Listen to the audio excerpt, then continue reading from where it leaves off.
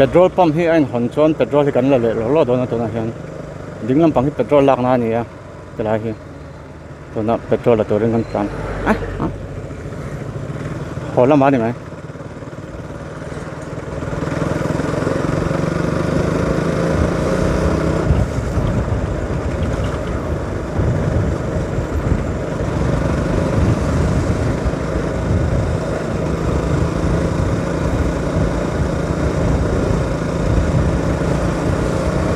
nuam par khawp mai ina tom reng ai chon ti han chua wa te nuam ve a maro se film khur takin le ti tur poi mo nei lo chong un chuak lo wa chak ngai lei tur ten kan chuak ani i kha kan ron report ve ni chu tilai veng hi sus gaun ani a Pune kho pui chung ta ka tang hian kilometer som hi vela hla ni a anom na hi rin ain kho pui chung ai chon hei strict lawa tin motor ve vak te po om ve nak nu ka chan chu tlema awa thing tlang wang deuh hi ani maro chu thing tlang ti hi chu kan du vak bik chuang lawa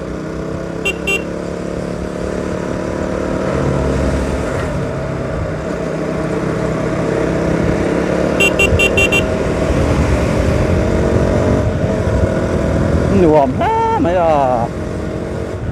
hu ni rongot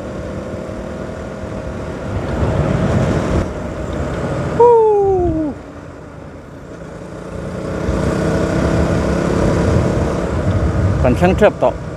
ar salai na ni sa thak hop mai to na hian alum po lum to maro chu kolkata kholum ang khachu ni lawa tlem chon Pune kholum chu zia deu Mizoram te nei nang ve a tuna hen karin danin 38 degree vel ni karing e cold drinks poi ti leiro ko pele yang chen akina ka ak chuak nei lem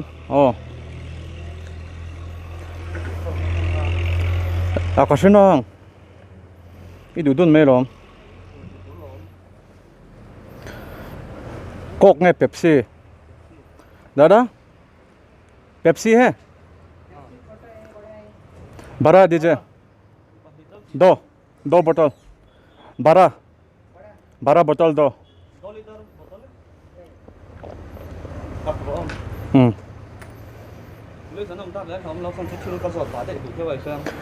और बड़ा नहीं है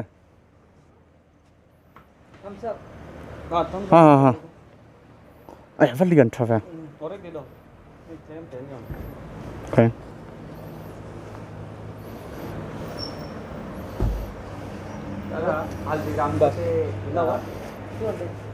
Arid venal me atra.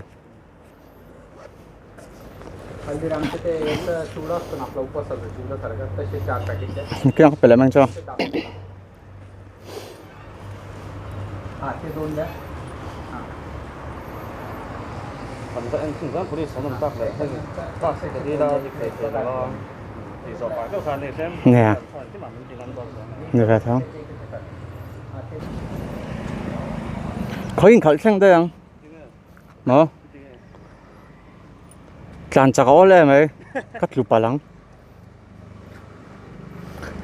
đủ ai ngắn tràn chạc thế là ăn strict đậu kho nè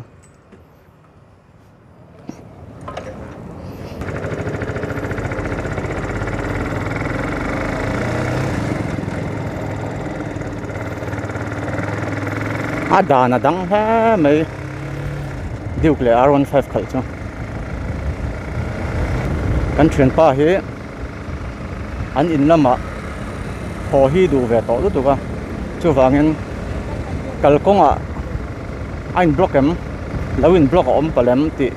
tuna hian chua lai lo in kan va verify pa do na eng tiang theng nge atan thai ti kan en chin thum shum don ne chan chu ho hi du ve to lo tuwa tuna hian kan va verify anga kong kan veng lampang haya chuan a clear re tí nị chuan chỉ là hi lâu block nghề mày à mò yêu trần nè mò à hơi tục số tạ đấy xuân nhiều in trần đấy mấy ông ta hiên lâu block lại ha ngày nào mà ha họ ngày nào mà lâu là cha mà rừng mấy rồi sao